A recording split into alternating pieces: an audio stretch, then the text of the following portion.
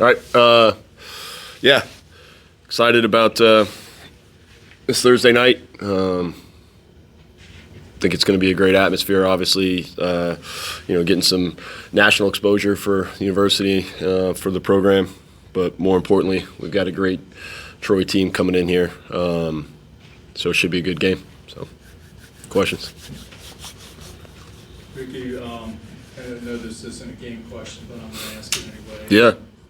A couple of months ago, you were at Oceana Naval Air Station. You went up 40,000 feet in the air in about 15 seconds in a Super Hornet. Can you talk a little bit about that experience and what it meant to you, and your thoughts on Dustin Pepperell, your Commander Pepperell? Yeah. Well, first of all, it was a couple months ago, so it was much before this government shutdown, so don't get mad at me or the Navy. No, but it was Commander Pepperell is unbelievable. That was one thing that everyone else was really fearful for my life for some reason, and I wasn't at all. I didn't think he would go up there if he was he's got a family, he's got a life, and all those sort of things. So, and he's one of the best pilots in the world. So, I wasn't concerned about that, and he did an unbelievable job. And I know he wishes he probably could have done more, but my body couldn't handle any more. I'd like to blame it on my 45-year-old body, but I think it should probably be blamed on. I think even at 18, 19, 20, I probably wouldn't have handled it great. But it was an unbelievable experience that very few people get. And it's, you don't have many things in your life that nobody else has done, or very few people have done is probably a better way to put it. So to be able to say I've been able to do that is a pretty awesome thing. So it was amazing, and I thank everybody who helped put that together, because it was something that I'm gonna really have a lifelong memory for, and then something that I can never possibly ever repay or have an experience like that. Two quick questions. One, is that a bucket list? And two, did you tell your wife before or afterwards?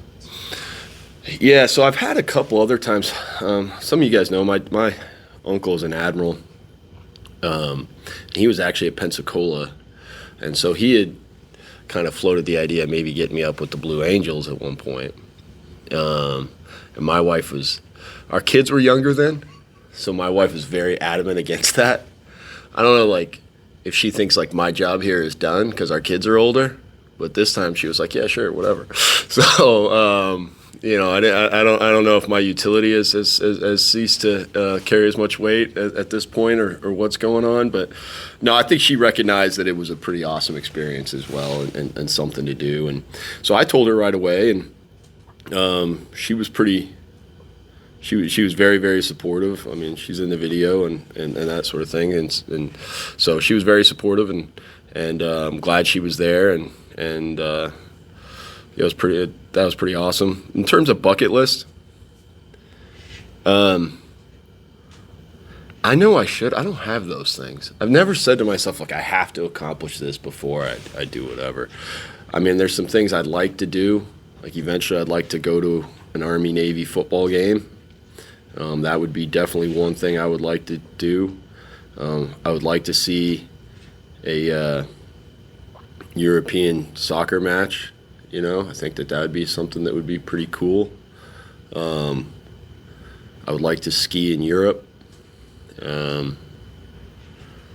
Yeah, but and obviously, I think mandatory. I'd see my kids graduate college and get married and all those sort of things. But yeah, I don't really have bucket list items, I wouldn't say. Jahleel talked about the uniqueness of this Troy offense. Yeah. What are some of the challenges they present to you guys? Well, they're going to play 12, 13, and even 14 personnel, way more than we've seen from other offenses. They have the ability to go spread, and they play in that spread type personnel quite a bit, but they play with more condensed sets than probably anybody we're going to see. and bunch, condensed, both 3x1 and 2x2, tight ends with their hands on the line, tight ends spread out wide, bunch of different things. So, and then they create different gaps by pulling and doing some things like that. So they do a nice job with just giving you different run formations and run sets than most of us are used to on a week-to-week basis. Was there a biggest point of emphasis in the bye week?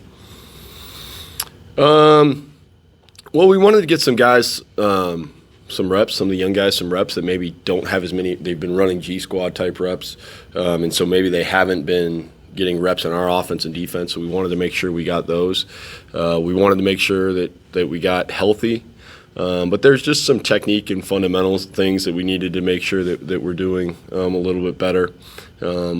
Playing with our eyes up at all time, not only from an execution standpoint, from a safety standpoint, driving our feet through contact.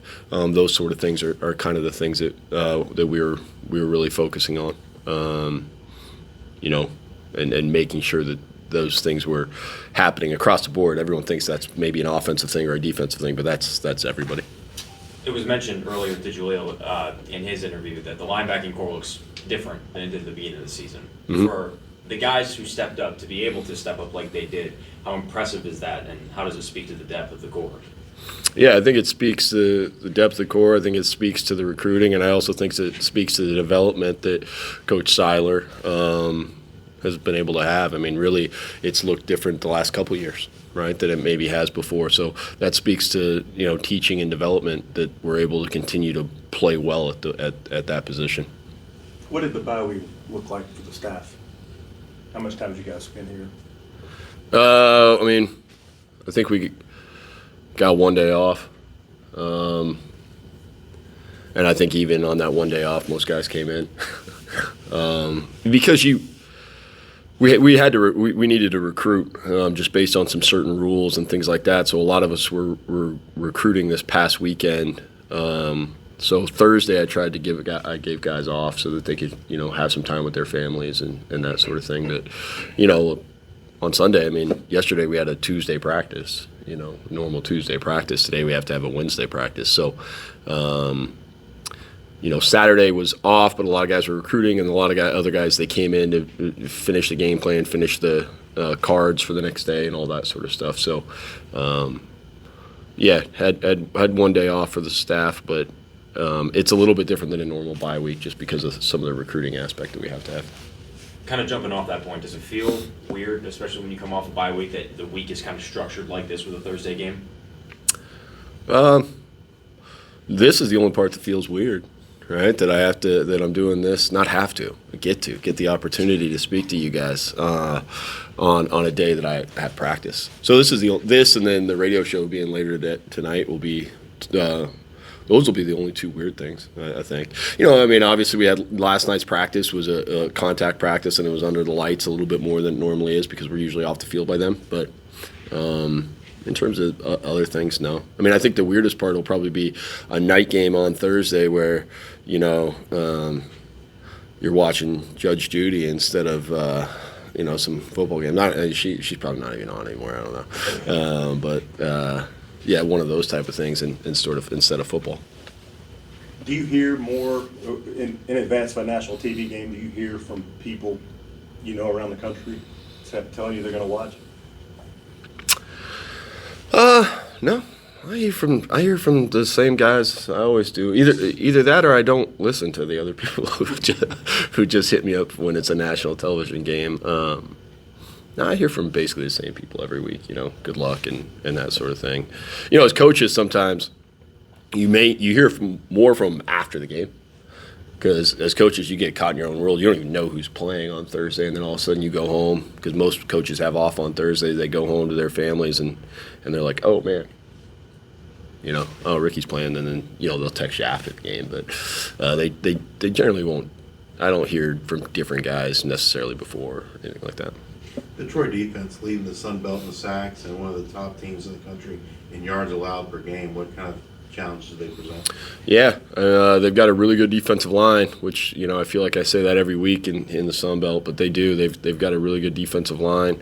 They got a secondary that plays well together, and then they, structurally they do some things that are a challenge. They give you a variety of looks from the same personnel sets. So it presents totally different and looks like it's a totally different defense, but it's the exact same people.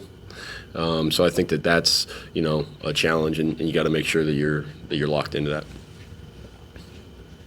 Did you tell that pilot to go 1-0 today? No, I didn't. He's in charge, not me. You want to talk about? I mean, that's I think the thing that's so funny about this is like even on the video that. It's like I did something. I didn't do anything. I sat in the rear with the gear. I turned on the GoPro. I did that. Turned on my air and turned on my mic, and then avoided touching everything else. Because I'll tell you one thing that's kind of a scary deal there, and they were very adamant about this at this point. I guess there's a way to put on the plane where the ejection seat can be like, all right, somebody pulls the ejection seat and we're all going, right? And then somebody pulls the guy in the back pulls the ejection seat and just he goes. And like the plane just keeps going like a convertible. And they made sure that one was on in case I did touch something I wasn't supposed to touch, at least the $30 million plane was still safe. And Commander Pebbles was still safe, so they did make sure that was still on. That's kind of a nerve-wracking thought right there, because like the fact that that's even an option means that someone sometime has touched that thing when they weren't supposed to, right? Why else would that even be an option? So that was kind of scary, right? Yeah. The other thing I would tell you that people don't understand, so you're up there, and if you get motion sickness like me, you learn little tricks like focus on one thing that's not moving, right? Like when you're on a roller coaster or whatever, you can focus on one thing and do that sort of thing. Well, when you're focused in the back of that plane, there's 432 dials, monitors, thingamajigs, whatever you want to call them, and they are spinning the entire time and moving. Those are not things to focus on. That's a bad deal right there. Really bad deal. So there's not a whole lot of stuff to focus on in there. I will say, people were worried about my feet. Your feet have the most room out of anything. There was room for my feet. It was my shoulders that I was having some issues with there. And then it was because it was like, all right, touch the dial on your left-hand side. There should be a dial on your left-hand side and this sort of thing. Well, I'm like wedged in there, and I can't see because you got all this stuff on. I couldn't see the dial over there, and mind you, I'm also being told not to touch anything and all those sort of things. So that was probably the most nerve-wracking part of the entire experience is I couldn't really see the things that I was supposed to touch, but also don't touch anything else. So that was kind of nerve-wracking. Do you think about the fact that if you win this weekend, it's your first winning season as head coach here? No, I know other people do, I'm sure. I think about some of those things after the season and all those sort of things. When I can take and look at a season as one entity, as opposed to the 1-0 mentality. But right now, I mean, no, I'm not worried about that because I just know we have a really good team coming in here, and we've got an opportunity in front of us, and I want to just win for win's sake, not for anything for me. Anything else, Coach? Thank you. Sweet, thanks guys. So, bye week, obviously second one of the season. Did you guys get everything accomplished you wanted to, and do you feel pretty good going into this final stretch? Yeah. The bye week, we took advantage of it. Got some things adjusted, got some things fixed, but also it helped us out mentally, making sure that our minds are set straight for these last 3-4 games that we have. So yeah, it's been good. We've taken advantage of it. How does it benefit when you have a program like Troy coming in here that has been pretty good this season? Do you take how much extra time do you take during the bye week to focus on? Yeah. we had a couple practices where, we had a couple periods where we focused on Troy. They're a good competitive team, physical team, likes to run the ball. So it's going to be a good test for both sides of the ball.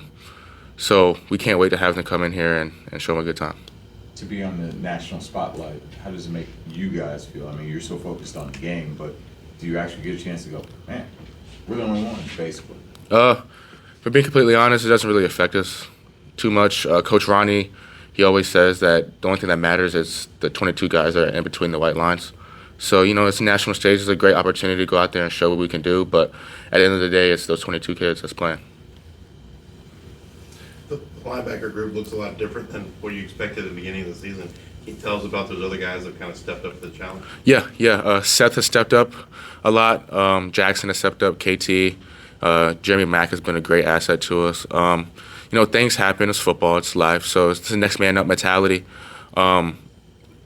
We're starting to get accomplished very, very well.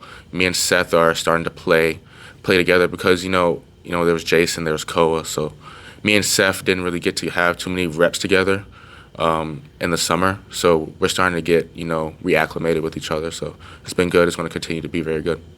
Coming off a game where you basically pitched a shutout as a defense, I mean, outside of that one play at the very end of the game, how do you go into the bye week as a defense wanting to make adjustments, and what do you improve on the most? Yeah. Coach Sal, he's a perfectionist, so he wants everything to be perfect, which is how we need it to be. We didn't get the shutout. We need to get a shutout, I feel like, because that's what our defense can accomplish. I feel like we're an elite defense. We're continuing to become even better than elite. So just focusing on doing our keys, doing our job, running around, flying around, being the fastest, most physical team on the field. So that's our goal.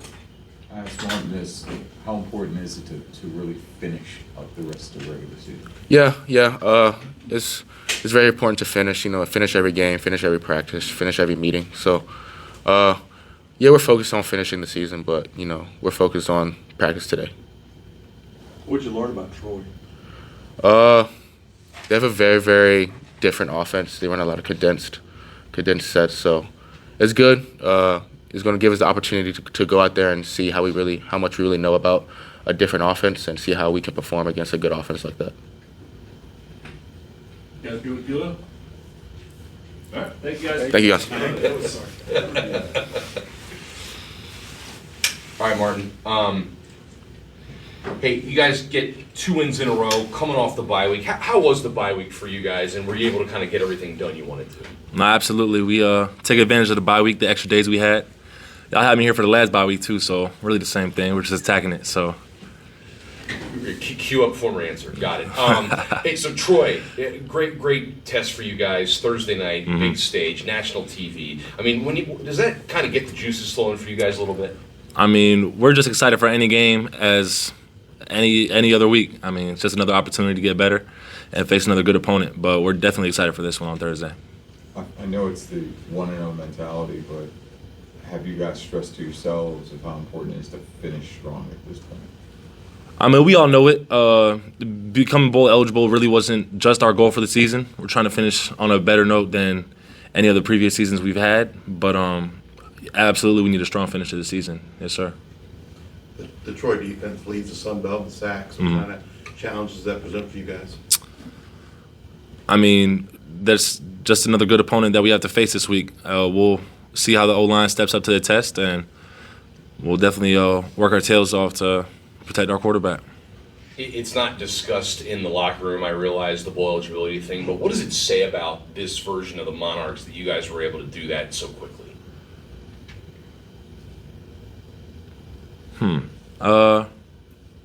I mean, again, the bowl eligibility thing really wasn't our goal for the season. I mean, we just really wanted to go in every week and go 1-0. So the fact that we're able to do it within 9 games as opposed to it took all 12 the last time we were bowl eligible, I mean, it's great standing, but, I mean, we still got more work to do.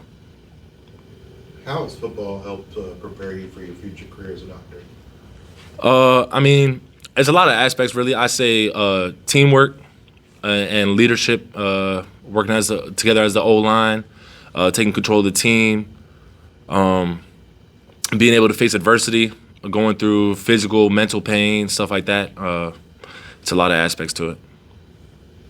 You've seen the offense work really well at times. You've seen it struggle at other times. From your perspective, what's the difference between those two things? What's missing when it's not going? Really, just somebody doing their 111th. It takes everybody on every play, and when just one person lacks even just a little bit, it can cost us a little bit. So, I mean, as long as everybody's does what they need to every play, do their 111th, then that's how we can be successful. And it's just somebody different on it every play when it's not going well? I suppose could be the same person. I mean, really just depends on the game. Anything else from Mark? Martin, quick question. Did you guys realize your football coach got on a plane and flew in August? Come again? You didn't know that, obviously? Nah. Okay, sorry. Thanks, guys. Appreciate it. Thank you.